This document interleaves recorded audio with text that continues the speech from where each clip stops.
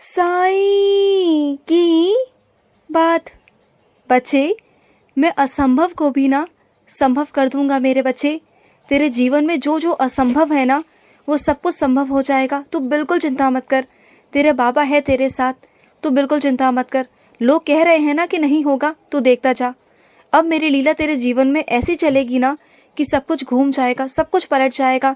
ये तख्ता ही पलट जाएगा। एक तरफ है ये दुनिया की बातों को सुनो या फिर अपने बाबा पर भरोसा करो। क्या चुनोगे तुम, बाबा को या दुनिया को? दुनिया तो देखो कहती रहेगी मेरे बच्चे, दुनिया का काम है कहना, लेकिन तुम्हें अपने ऊपर भरोसा रखना होगा, अपने बाबा पर भरोसा रखना होगा। और सुन, तुम्हें जो लगता है ना कि तुम्हारे अंदर कुछ आदतें ऐसी हैं जो बुरी है, जिन्हें तुम छुड़ाना तो चाहते हो, प्रण भी लेते हो, लेकिन छुड़ा नहीं पा रहे हो, परेशान हो रहे हो, है ना? तो तुम सुनो मेरी बात को। एकदम ना कुछ भी नहीं छूटता मेरे बच्चे। हर दिन तुम थोड़ा थोड़ा सा छोड़ने की कोशिश करो। नहीं तो तुम अगर एकदम छोड़ोगे ना, तो तुम कभी ना कभी जाने अनजाने वो गलती दोबारा से कर बैठोगे, जो मैं बिल्कुल भी नहीं चाहता। देखो मेरी बात, सब कुछ संभव है अगर तुम चाहो तो। चीज़ों को धीरे धीरे कर कर छोड़ो। जिन चीज़ों की तुम्हें लत है ना, जिन चीज़ों का तुम्हें नशा है ना, उन चीज़ों को धीरे धीरे छोड़ो। हर दिन अगर छोड़ोगे ना धीरे धीरे कर कर, और अपने आप को व्यस्त रखने की कोशिश करोगे, अपने दिमाग को, अपने मन को काम में लगाओ।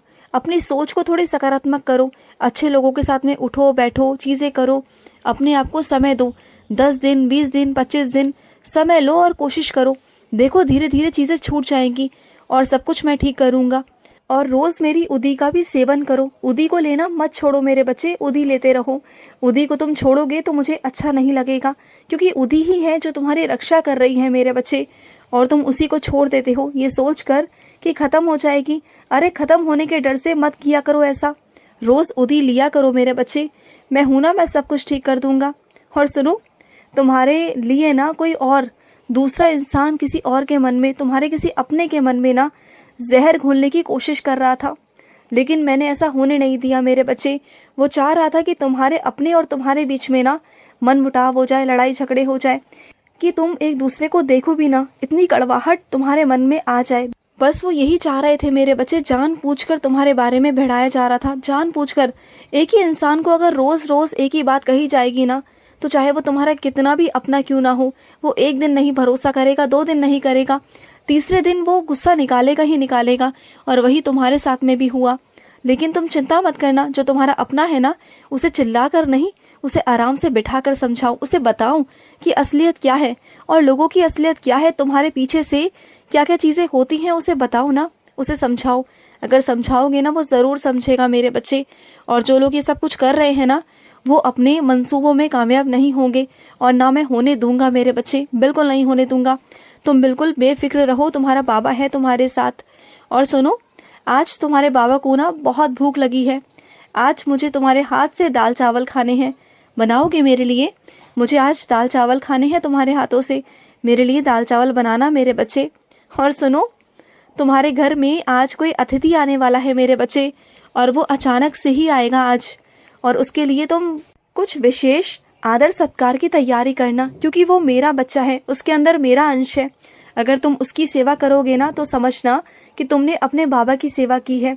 मैं उसके रूप में तुम्हारे घर पर आऊँगा, और तुम जो भी है ना तुम्हारे घर में, उससे उसका आदर सत्कार करना। मैं तुमसे ये नहीं कह रहा कि महंगी महंगी चीज़ें लेकर आओ, या फिर महंगे महंगे पकवान, तरह तरह के पकवान बनाओ करो, मैं नहीं कह रहा मेरे बच्चे। जो भी तुम्हारे पास हो वो करना, बस प्रेम में और तुम्हारे भाव में कोई कमी नहीं रहनी चाहिए। बस तुम्हारा भाव ही तो चाहिए मुझे, और क्या चाहिए बोलो। और सुनो, तुम्हारे घर की दीवार पर टंगा हुआ हूँ मैं काफ़ी दिनों से, और तुम्हारी नज़रें भी हर रोज़ मेरे ऊपर जाती भी हैं, जानते हो ना। हर रोज़ तुम मुझसे कुछ ना कुछ मांगते हो, चलते फिरते मुझसे बातें करते रहते हो। और तुम्हें कई बार ऐसा लगा भी है ना कि तुम्हारे बाबा के जो चित्र है ना, वो तुम्हें देख रहा है, वो तुम्हारा पीछा कर रहा है। कभी कभी महसूस हुआ है ना, तो वो हकीकत है मेरे बच्चे। तो कभी कभी वहाँ पर जाकर कपड़ा मार दिया करो, कभी मेरी तस्वीर को साफ कर दिया करो मेरे बच्चे। जब तुम्हें ऐसा लगता है कि तुम्हारे बाबा साक्षात रूप में बैठे हुए हैं वहाँ पर, तो फिर तुम्हारा फर्ज बनता है मेरे बच्चे कि मुझे साफ करो, मुझे गंदा मत छोड़ो। क्योंकि तुम जानते हो ना कि मुझे गंदा रहना बिल्कुल भी पसंद नहीं। जैसे तुम्हें नहीं है ना, वैसे मुझे भी नहीं है, तो मुझे भी साफ कर दिया करो।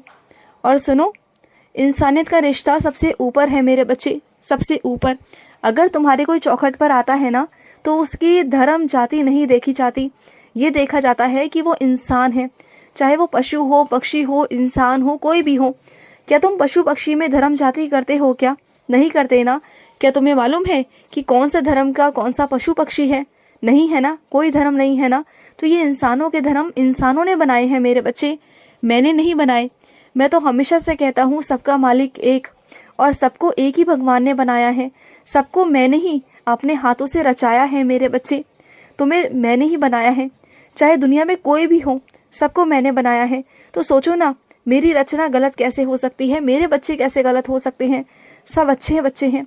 बस क्या है कि कुछ बच्चों को मुझे सही राह पे लाने के लिए, उन्हें सही दिशा दिखाने के लिए ना सज़ा और दंड देना होता है।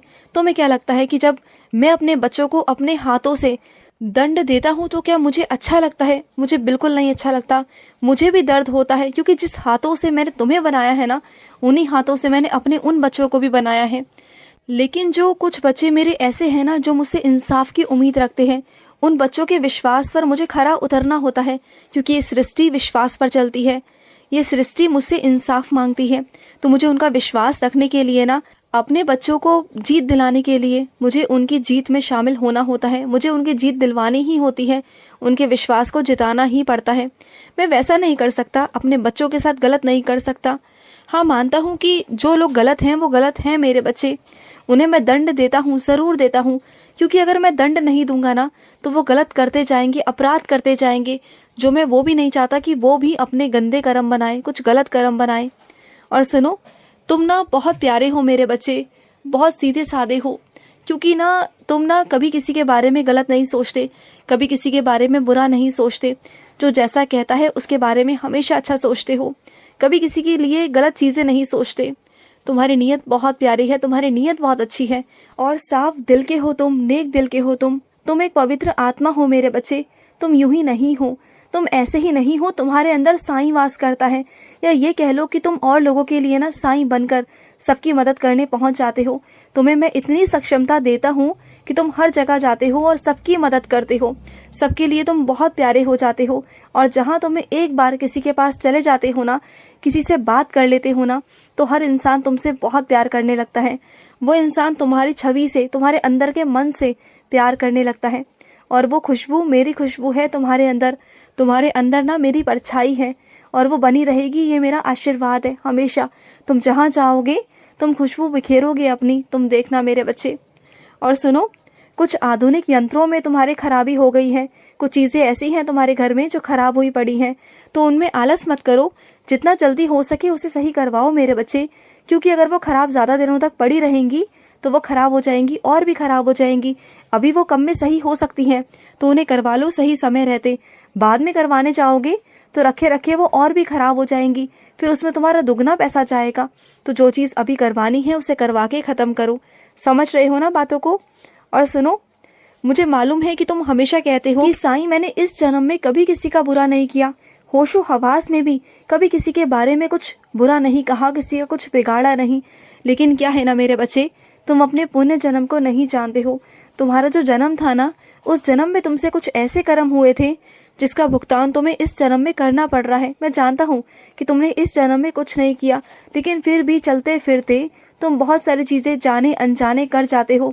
जैसे चलते फिरते तुम्हारे पाँव के नीचे अगर कोई कीड़ा भी आता है ना, अगर वो मर जाता है, उसकी मृत्यु हो जाती है, या फिर कुछ भी तुम्हारे हाथों से हो रहा है ना, तो वो भी पाप ही है मेरे बच्चे। चाहे कोई इंसान कितना भी बचने की कोशिश क्यों ना कर ले, उसके हाथों से जाने अनजाने पाप होता ही होता है।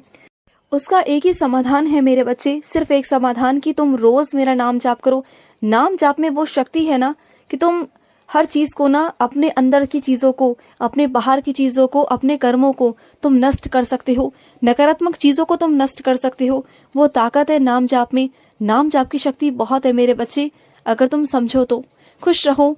आज का साई संदेश समाप्त हुआ।